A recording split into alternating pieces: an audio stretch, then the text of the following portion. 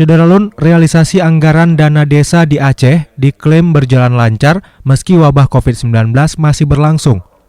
Hal ini disampaikan Kepala Kanwil Ditjen Perbendaharaan Provinsi Aceh, Safriadi, saat bersilaturahmi bersama manajemen serta redaksi Serambi Indonesia.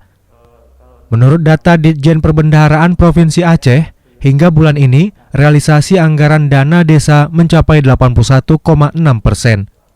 Safriadi yang baru 2 bulan bertugas di Aceh mengatakan pandemi COVID-19 tidak berdampak terhadap realisasi dana desa. Bahkan dari sekitar 5 triliun lebih jumlah pagu dana desa untuk Aceh, sebanyak 4,9 triliun sudah direalisasikan ke masing-masing desa.